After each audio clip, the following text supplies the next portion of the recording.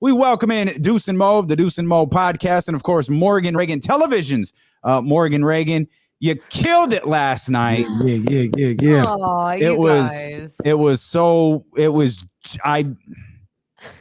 I don't turn the games on at 6:30. I do now. And it was well worth it to see you up there with Matt. I text Deuce how I felt, but it's so awesome seeing you on that stage. Long overdue. Thank you. Long overdue. You guys, seriously, thank you. It's like that whole, we've been talking about this for a while, that dream come true. But you know what, right now, it feels like I played a game last night and then watching some of my tape, I'm like, why'd I do that? Why'd I do that? You need to improve that. You need to work on that free throw. You need to do that is how what great players do feel right now. And so again, there's a few times when, late in the game, post game, I'm like throwing some stuff to Matt, but I have someone in my ear and I'm like, what do you like about that? What do you think about that? And that was like my question, just generic every time. So, hey, all those things, I just want Kings fans to know the fundamentals will get better. Work with me. I'm growing. I said it last night on tour, the perspective that she has to have, and it's crazy. That was her second time ever doing that. Right. So like, you're only going to get better. And I think we should also take this moment to thank me for help kind of guiding her. I agree. Good call. And I agree. Getting her to this moment, elevating her. I mean, really. Cut his mic. No, that's a good call. Where would you be without Deuce Mason coaching you up? Wow. So for those on the radio, let's paint the picture for those on the radio. There's a poll question on youtube.com/ESPN 1320 asking, has Deuce turned babyface? Deuce finds nothing more offensive than being called a babyface. So he wants to make it clear he's still that down dirty heel. You guys trust me. You keep doing this whole Deuce is a babyface thing. A $75,000 lawsuit's coming your way, and I'm not. I'm deceased. Defamation of character. Unbelievable. Oh, snap. How about that game last night? Great game. Real quick, Mo. So you mentioned something that I want to commend you on, because do you guys remember on ESPN they had that that show Dream Job, which was like a American Idol for a sportscaster type deal? Okay, and I kind of feel like I remember, but not. I mean, I don't remember who won or anything. I don't either. I no one. I remember one specific moment where I was sitting there like the whole time. I was like, man, these guys are trash, man. I could be on there. I'd kill it. I'd do whatever I needed to do. I'd be killing it if I was on here. I need to get on this show. And then like one of the final weeks, they were like doing one of the contests or whatever they're doing was doing an interview.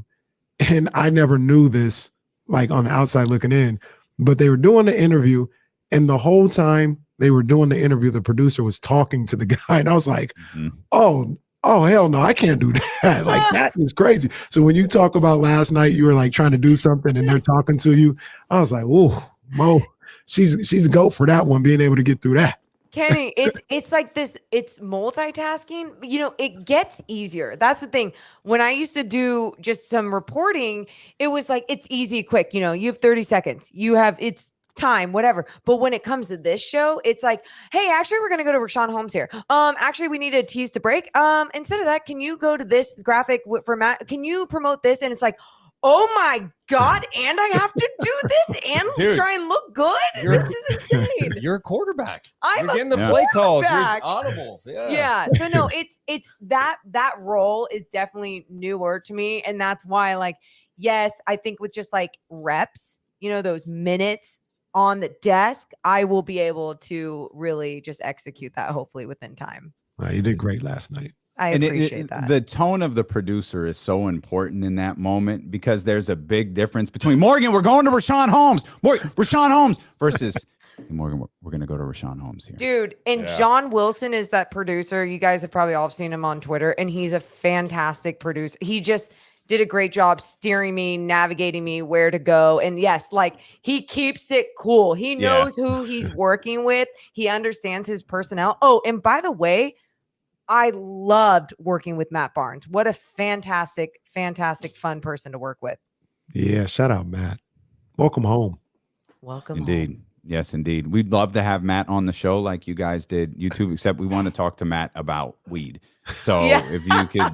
He had no problem talking about that last night. He was I know. cannabis heavy. I was like, all right, let's do this. Like as it should be. Let's dive into the game here a little bit. There was some good, there was some bad. Let's be positive here and start with what was the most positive thing you took away from last night's game? I felt like the defensive effort in that first half was great. And the rotations, the urgency, deflections, it wasn't as good in the second half. They allowed 72 points in the second half. But I'm not expecting perfection. I don't think anybody is. When you look at this team was a joke last year defensively. And for them to show me a little something out there, to show me some growth, even seeing Davion out there, they throw him on Dame. He's making life tough on Dame. They put him on CJ. He was like the one guy that was doing okay on CJ. Simons, I just love what I saw defensively in that first half. And, they got stuff to clean up. And that they have to put it together for longer stretches than they did last night. Yeah, and I think defense is going to be what we're talking about all season long, whether it's exciting, whether we're nitpicking, whatever it may be with defense. But I would say one of the other positive things would be De'Aaron Fox. Like that was, it's fun. And again, Damien, I feel like you and I keep talking about last year and that mid-season leap that he took. And that is impressive in itself. And so then now already just one game in, it looks like he's taking another leap with the way that he's attacking the basket. His body size is able to, help him be more explosive, use that strength to finish at the rim, and then making 7 for 10 free throws, I believe. So, we still want to see that even get better and better, but like you're seeing improvement, and that's what we want to see from De'Aaron. And he just looked like he was ready as a leader, showing his team how to get it done. And he just looks strong. Yep. And the other thing, though, and I know we talk about this a lot, and I'm not trying to be one of those people that complains about the officiating all the time. But can De'Aaron get more calls? I understand he shot 10 free throws, and that's what people will point out. Well, he did shoot 10 free throws. Yeah, he should have shot more. Like, if you watch that game, the way he was attacking, the contact he was getting, he should have been at the free throw line more. And I don't know what it's going to take for him to get calls. But that was a little disappointing for me. There was 3 plays specifically. What about in the final 5 or 6 minutes of the fourth quarter? It was like, come on, man. Dame's getting that call. You know what I mean? The slap down from CJ at the rim, he got challenged and then get called Covington towards the end. I agree 100%. I want to get back. There's something else I want to ask you about Fox, but I want to ask you something about Davion. And damn, the basketball gods, they really messing with me right now, because I really feel like I'm gonna end up sounding like these Warrior fans that I couldn't stand for the longest, who would talk about Draymond Green. Was like, you just don't understand. You just don't understand what he does out there. It just changes everything. You just don't understand.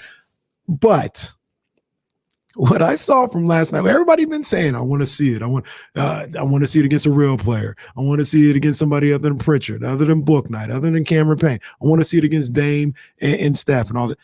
And what I saw and what I'm confident of with Davion Mitchell now is, if you're going against him one-on-one, you're going to lose. You have to have a screen, because CJ couldn't get by him. Dame couldn't get by him. Like, you're either going to take a long jump shot or you have to have a screen. It doesn't get any better, any more explosive than those two guys in the league. And they were having fits when they tried to go one-on-one against them. They had to get a screen. And I think that's just going to be life in the NBA now when you're going against Davion Mitchell. And the other thing, too, is he's so good at blowing up screens. Mm-hmm. And so it's impressive. Like, look, Dame had an off night too. It wasn't like he just got locked down. He just didn't have a good night. I mean, 0 for 9 from 3. I swear I thought he was making that last one. Game on the line. He hits that 3, goes to overtime. But I loved everything I saw from Davion Mitchell. And now, like, the tough part for Walton is trying to juggle this. Like, who's the closing group? And maybe it just is dictated by the flow of the game, because you want to get Davion out there defensively, but you want Halliburton out there. You got to have Fox, and on a night in which I thought Buddy Hield was awesome. You want My him favorite out player. there. Dude, Buddy was great last night. I mean, great. I was thinking about you guys when he passed up a 3 to drive, and they initially called it an and one, then waved it off. But I'm like, did Buddy just pass up a transition 3 to drive? Come on, man. Buddy had me out of my seat at least 3 times last night. He was phenomenal. Yeah, always been my favorite King. Just always. Yeah. There's no evidence of anything to the contrary whatsoever. To have him on the legacy collection.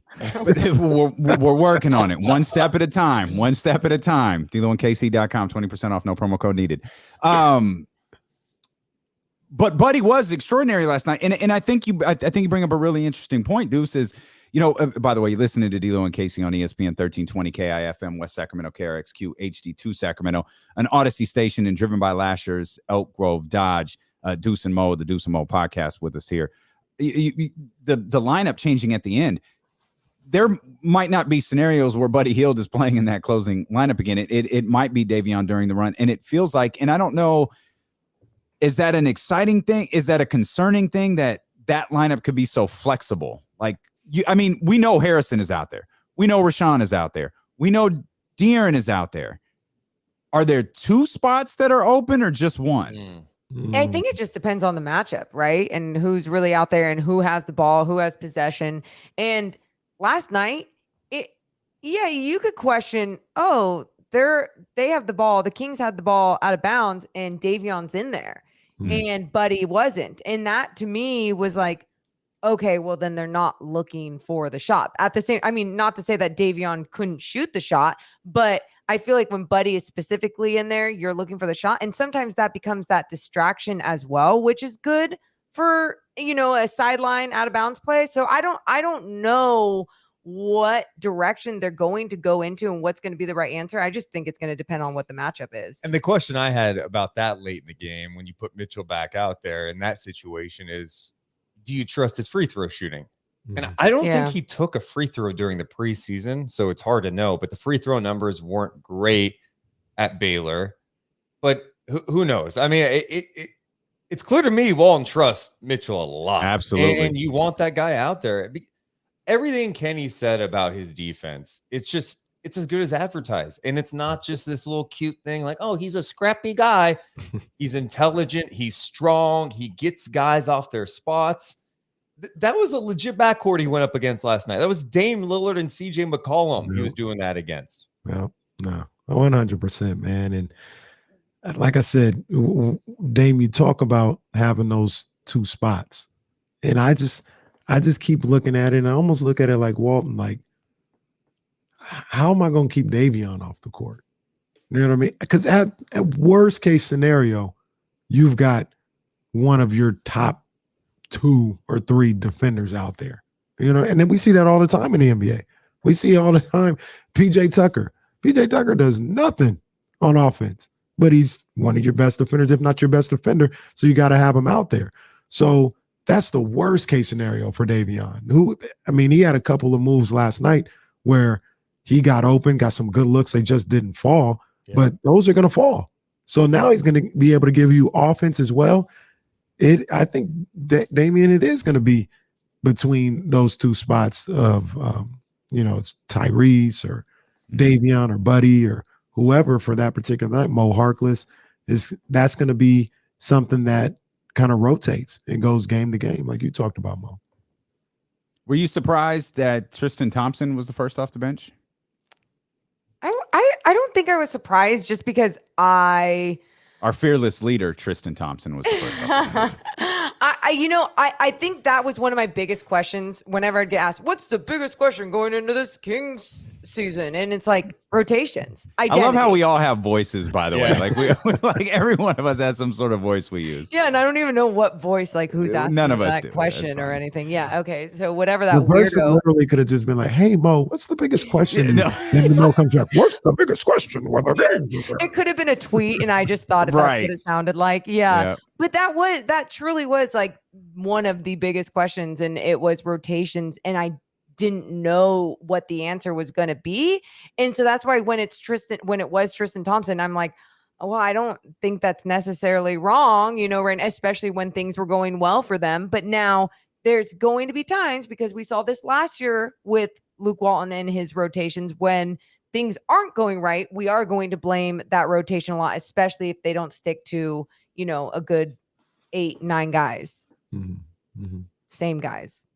Yeah. And I thought last night they won. It worked out.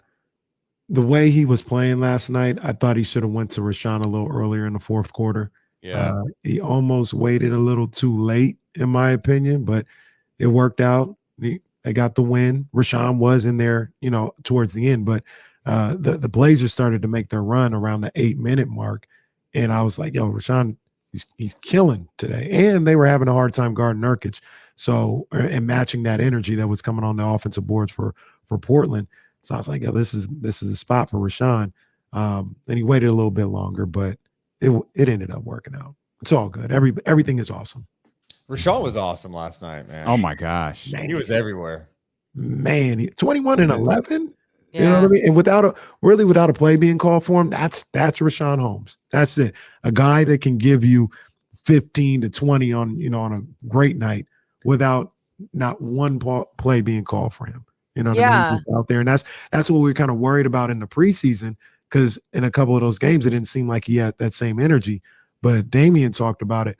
There was a dunk in the second quarter of that Lakers game that it just unlocked the Rashawn that we all know and love. He hasn't looked back since then, and he was phenomenal last night. He was like a rebooted iPhone after that. All of a sudden, it works perfectly. Like he was killing it, and he hasn't looked back since.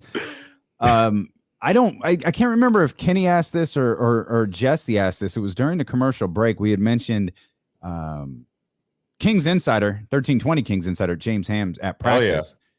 And Mo didn't practice today. Mo Harkless didn't practice today. Mo Harkless didn't practice today. And is there a scenario, and we were kind of debating this as you guys were joining the show.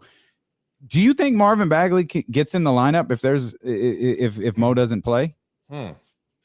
Oh, I mean, I don't see that right away, because if he's not even getting into the rotation and, some of the last preseason games, what's next man up? I mean, I don't know. Is he that next man up? I don't think that so. 4 spot. I don't know. That's a good question. I mean, Mo took a pretty nasty fall again.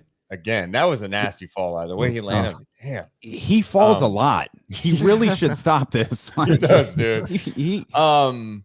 Marvin's got to stay ready, though. He does, because he's out of the rotation right now. But I'm sorry, last night, was anyone watching the game going, man, they could really use Marvin at this point? And that's where it's at right now, and it's unfortunate, because we've spent how many hours have we spent just talking about his talent and the upside? I think the most disappointing thing in the preseason for me was seeing him early on, and it just seemed like the defensive awareness still wasn't there.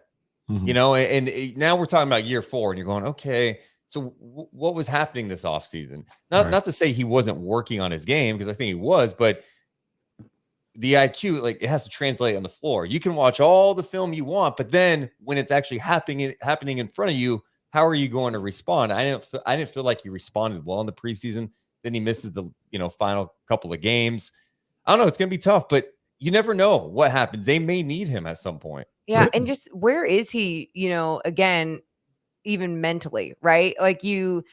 You're curious if that paragraph is coming out with his agent 2 days ago, right before the season is starting.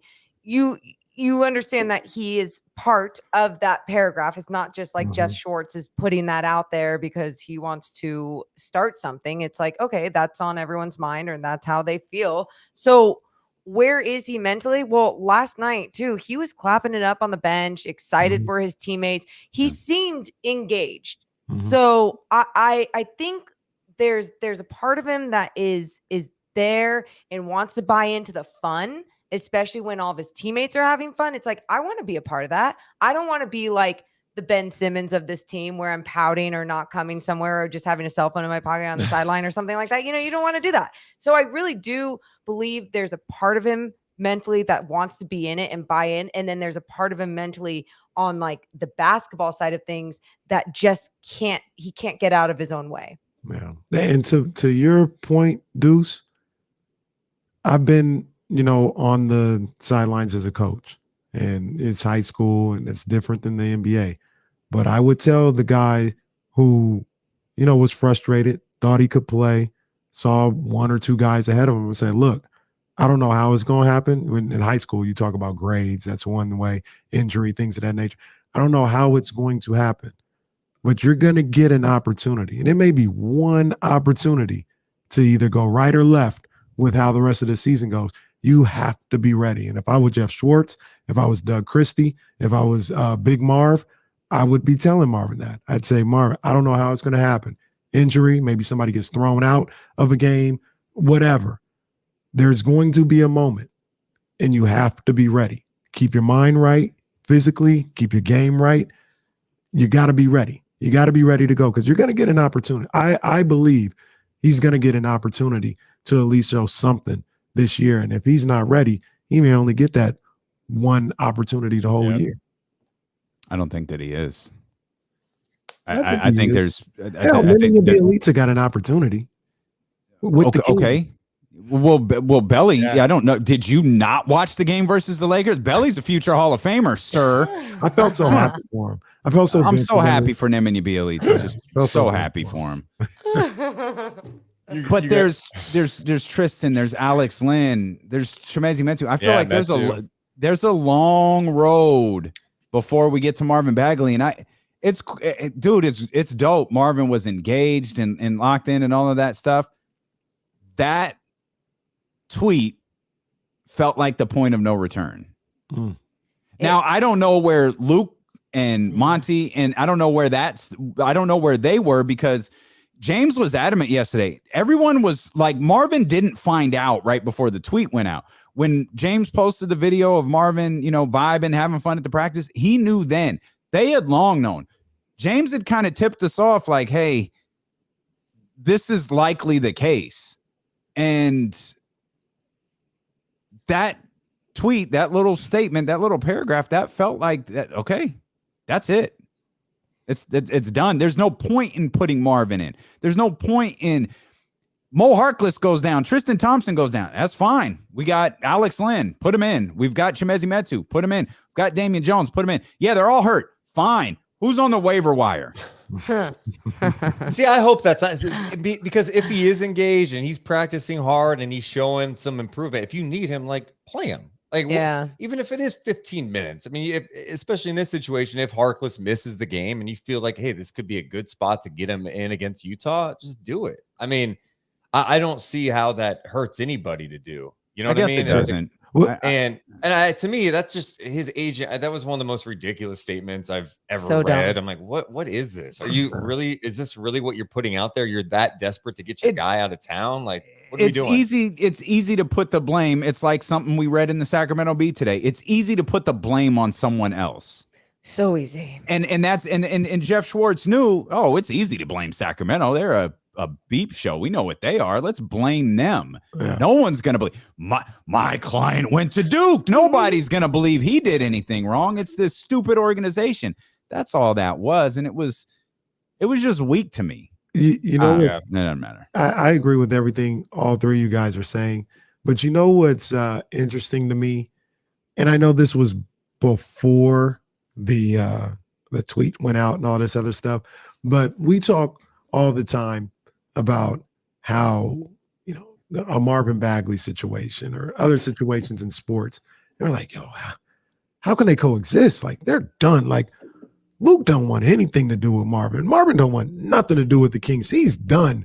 And then you see the video the Kings put out yesterday, and they're in practice, and Luke is like, hey, Marvin, I see you getting back, baby. Good work, boy. Good work. I see you working. It's like, maybe it's not, that's part of being professional, right? Like, you may have your feelings, but you got a job to do. And that's Luke. To your point, Deuce has a job to do. You may not like anything that Marvin's done or Big Marv has done or whatever the case may be, but your job is to win games. And if you look down on that bench and you feel like Marvin gives you the best opportunity to win a game, that's who you got to ride with. And I think sometimes from the outside, people are just like, they want change. They want, nope, if you don't want him here, get rid of him, done. And like, I've been there too with players where it's like, no, just do it, just whatever. but we aren't seeing everything that happens behind the scenes, like you're saying. Like you see that video, there could be other things too. And it's like, is this repairable? It doesn't matter if we want it to be repairable or not. Is it repairable? And if it is repairable, could it get to a point where it's repaired enough to just work as what it is? Doesn't mean that he wouldn't be dealt with at, trade deadline or a different time in the year, but can you repair things to make it all be this professional relationship? You guys, look how far Buddy's come. Like, he's buying in. Player. Your favorite player. He's buying in. He wants to be a star and whatever. Even if he's just saying it, he's saying the right things, but he's showing it a little bit too. So things can be repaired. No, and to me, that's a big point with Buddy too, that he deserves a lot of love for. This guy thought he was going to the Lakers. Yes. Could you imagine? You're like, oh man, I've been dying. I'm ready to bounce out of Sacramento. It's over there. I don't like my role. Oh, Buddy's the most popular guy in Los Angeles right now, by the way. Exactly. He's like, oh, I'm going to go with LeBron and AD, hit a ton of threes, maybe win a championship. And then Westbrook's going there. You're staying in Sacramento. And by the way, you're coming off the bench. I mean, he could be pouting. He could be an ass, all that stuff, but he's bought in. And we were talking to Matt Barnes last night on our podcast, and he's really close with Rico. They played together at UCLA, and Matt was just talking about how that connection between Rico and Buddy has been really instrumental too, just to help things and to help Buddy's game. And you got to give a lot of credit to Buddy for coming in and being a pro. Absolutely. Deuce Mo with us here on ESPN 1320. Sorry, partner. Oh, my bad. And to that point, I'm going to do that, right? Because I saw last night, and it wasn't malicious. Nobody was trying to do anything malicious, but a lot of people were like, oh man, we got to give credit to Doug Christie for getting in Buddy's ears and turning around. I'm like, nah, Buddy's a grown ass man. Yeah. And Buddy had to look in the mirror and look at what his situation was and make a decision for himself. And anybody could be in his ear as much as they want to be. It was his decision to kind of look at what his role was, accept it, and look to excel in it. And I'm going to give him credit for that. Not the organization, not Doug Christie or anybody else. He made the changes mentally in his approach, and he deserves all the credit for that through one game at least. But it seems like it's something that'll last. Yeah. And when you're an agent, you're supposed to be the bad guy. You're supposed to fall on the sword. That is very literally what you get paid to do. I know people are trashing Ben Simmons. Rich Paul's name is closely aligned with Ben Simmons every time he's trashed. He ain't said nothing. At least ain't attached his name to it. He may have said a couple of things through Shams. Yeah. But he ain't out there putting out statements about Daryl Morey, who, by the way, you wanted to hear him talk, KC. He did. He wrapped up a conversation on a Philadelphia radio show saying people should buckle in. This is going to go on a long time. Oh my God. I shouldn't say that. But what's this guy talking about? I don't get Morey, man. I mean, I don't think Simmons could play another game with the Sixers. It's clear, right? Like, he shows up, cell phone in the pocket. Him and Embiid don't talk. It's so weird. Like, you can't do it. So what? You're just gonna wait around. I mean, I guess you can, but he's not gonna play for you. So figure out a trade. I don't think it was a cell phone. Well, you don't? I think it was his jersey. Like it was his jersey. There is evidence that it could have been. Yeah, but Damian, isn't the story a lot better if it was his cell phone? Kenny said the same thing earlier. It's 100% accurate. Entertaining. It's 100% accurate. You guys, you brought his name up a minute ago. Let's celebrate him here for a minute because his energy through the television was contagious last night. I can only imagine what it's going to be Friday night at the Golden One Center. Doug Christie. Doug Christie. I know you guys have been in rooms where Doug would talk about the defense that was being played, and he would very openly share a lot of his frustrations. And again, maybe it's an overreaction. I felt like Doug Christie's fingerprints were all over that game last night. I'm sure. And to be fair, I don't know Mike. I've never talked to. I don't know. I know Doug, and I'm choosing to believe that was Doug. Hey, I guarantee you, he had a huge role in that. And it was just cool to see the bench super engaged and into it too. Like Doug's going crazy on the sidelines, all fired up. He's in his element. It was awesome to see. And by the way, I know you mentioned this guy yesterday when you guys were talking about maybe MVPs other than Fox. I love that we have not even mentioned Harrison Barnes yet. Oh, which is hilarious because the guy was unbelievable We last night. do it all the time with him. Also- we do it. Also, Ramsey in the chat was mentioning that Jeff Schwartz is his agent. Dude, Barnes' agent. I didn't even realize That's right. Yeah, I didn't that's right. realize that. That's Wow. right. That's Yep. crazy. That's but, right. right. Man, that is right. That's kind of weird. But yeah, HB last night. I mean, career Incredible. highs in points and 3-pointers. I mean, of course, not gonna do that every night, but I just love when I see an aggressive Harrison Barnes because you're right. He's just kind of the steady pro. You kind of anticipate he's gonna give you 16 and 8. Might be kind of quiet. Last night it was loud. Yeah. It came up big. When he has games like this too, and it's hilarious when we don't hit on him first after having such a magical game for the Sacramento Kings, and just for his individual stats as well. But it's like he is that X factor sometimes that we talk about these young core with Davion and Tyrese and De'Aaron and what they can do, but Harrison Barnes is just that quiet leader, and he leads through example, through that veteran presence. All of that really does help this team, and sticking with him too, you guys. How many times people were like, well, let's just put him in a trade. I mean, I forget when the last time we were talking about Harrison Barnes, and maybe it was the trade deadline last year, and it was like, well, do you get rid of him because he is really good, but he is helping this.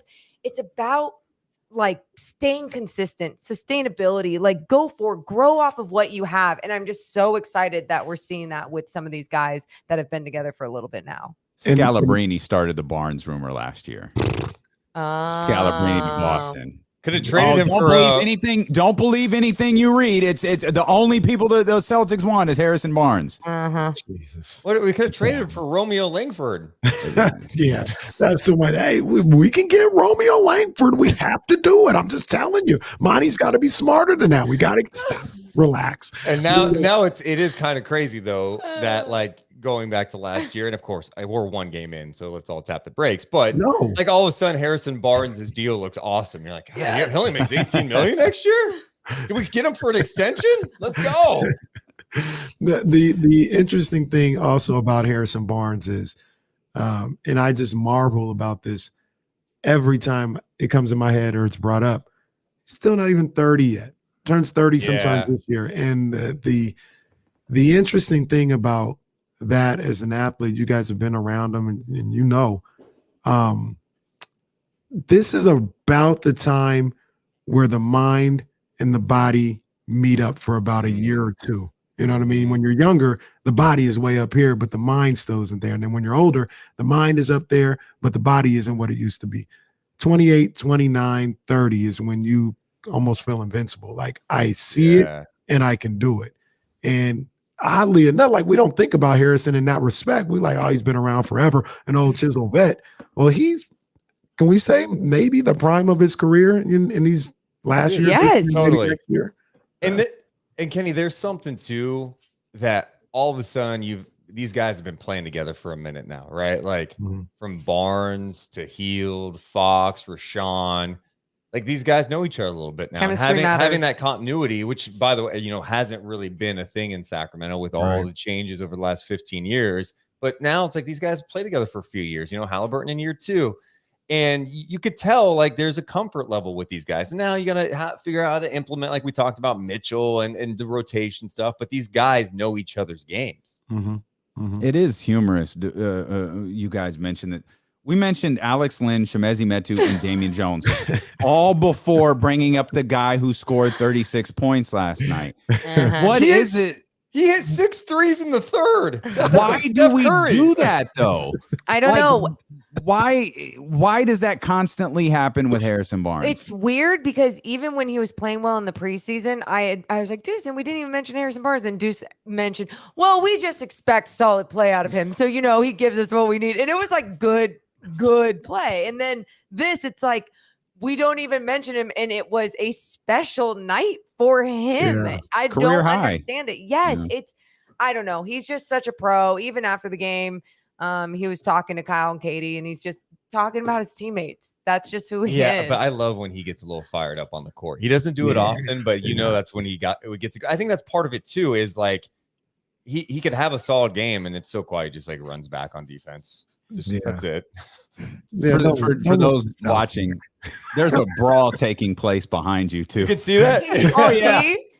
That's fantastic. Like, who's gonna win? Jewel back there, and then We just everything. They just go to the death, So well, Bojack and Carlin and a Hell in a Cell coming up this weekend. Before you guys get out of here, I do want to talk about the guy that I affectionately call the straw that stirs the drink. Oh God, that's coming to a shirt near you. Oh no, De'Aaron Fox. Okay, I was nervous. Oh no! I thought you were going to say Tristan Thompson. No, I thought you were going to say Tristan Thompson because the other day I'm listening to you guys. You're talking about the video of Mitchell and Fox going at it, and you're like, no. But did you see Tristan Thompson and his reaction? The way he cursed them boys out, I'll tell you, I loved it. Curse them out some more, Tristan. No more. Anyway, but yeah, Fox. It's a straw that stirs the drink, and this is where I'll go with Fox. Like I watched him last night. Well, we all watched him last night. He had 27, 8. And I think 5 rebounds. I didn't think he had a great game. Like he was the shooting wasn't great. He had ups and downs, but at the end of the day, 27, 8 assists. And this is what I'm expecting from him. I'm expecting De'Aaron Fox that you don't have to be great to have 27. You don't have to be great to put your imprint all over the game. This is just kind of what you do. Now, I'm not saying he's going to, well, maybe he does average 28, 27 a night, but this is just coming into the game. I can count on 25 from De'Aaron. He don't even have to play good, just 25. When he plays great, that's when we get in the 35 range and stuff like that. But I was kind of happy to see that. I saw him take 22 shots. I need more of that. Give me 18 to 22 shots every night. I don't want to see no more nights where De'Aaron's taking 11, 12 shots. Yeah, no, I don't love the 2 of 9 from 3, but I love his aggressiveness. Like, is it the 9 you don't like, or the fact that he was only 2 of 9? The 9 I don't love. But they weren't terrible looks though. That's there the was thing. a couple bad ones. I'm a little bit okay with it, not only because you have to figure out what shots are going to work against just these other NBA teams, not just in practice, right? And didn't he hit the 2 pretty quick early in the first? I think so. Yeah. I think so. I think he hit his first 2. Period. Yeah. I think he hit one, missed one, hit one, like, or something. In the first 5 minutes of the game. Yes, and so then after that, I'm like, damn, just keep shooting the ball, right? And then he did a few times and he missed those, but they're good looks. You want him to develop that shot. And now if that continues for like the first 10 games, that's when you go, all right, buddy, let's like take those down. Not buddy. All right, De'Aaron, let's take those down. You're so used to telling buddy to do it that you I was just calling him buddy. I wasn't. I'm sorry, I've been biting my lip too because the chat is I almost bust out laughing at Chatty House right now. What? Well, the new nickname for Barnes is Missionary Barnes. Come on, man. I don't know if that is a new thing or if that's something that's been talked about before, but whoever came up with that. It's not surprising for this group. That's amazing. We're not putting that on the shirt. No. Honestly, I think we are. Let's go. Let's go. Absolutely not. And by the way, Morton said, buddy, how about Terrence Davis? He lets him rip, dude. My he boy lets Terrence him rip. got him up. That boy Terrence got him up, boy. He had he had some bad luck on a couple. He had about 3 that went in and out. Come on. He went to the Buddy Hield School of Decision Making. He's like, oh, buddy, buddy's driving. Oh, I got this. Watch me work. Watch me work. Anthony Slater brought it up. Damian brought it up too. I loved De'Aaron getting, talking a little bit to Damian. Damian was trying to talk to him. De'Aaron was like, what you talking about? I'm here. What you talk? I loved it. Let's talk. I love it. I love it all. It just looks a little more impactful too now. De'Aaron's like bigger. Like if you go back and look at him when he was like this skinny rookie, now he looks like he's talking some smack and he looks like he belongs here. Yeah, he legit looks so different. Dude. Like he morphed into the big brother who will whoop your ass through one off season. It's wild. Home opener tomorrow, Utah. What? Just real quick, what do you want to see different? Good luck. Utah's gonna be tough. It is. I mean, you might even need to see a little bit of Alex Len. Yeah. Mm-hmm. Maybe. Mm-hmm. Okay. I mean, the pick and roll defense has to be better, especially against that team. I mean, they obviously you think about the lob threat to Gobert, but it's also the shooting that they have around with Boyan. You got Clarkson who can give buckets. It's gonna be tough, but hey, you play some defense. The crowd should be engaged. First time we're talking about that many fans back in the building. That first time since March of 2020. Like, I hope that place is full. It's awesome. The crowd's intense, and I'm excited for like guys like Tyrese Halliburton who've never played in front of fans like that. Right? Like he's never felt that after playing in front of cutouts last year. So. And on the floor, I just want to see the discipline on the defensive end. I think that discipline and effort, especially when especially a team like the Jazz and the offense that they do have, they break things down.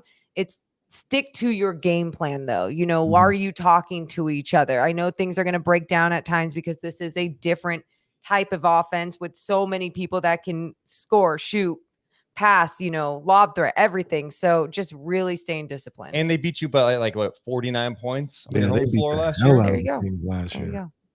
Bring it. Let's go. Let's enjoy the Revenge ride, game, baby. It's fun. Let's go. Let's get there. Friday night home opener. Deuce Mo podcast available wherever you get podcasts from.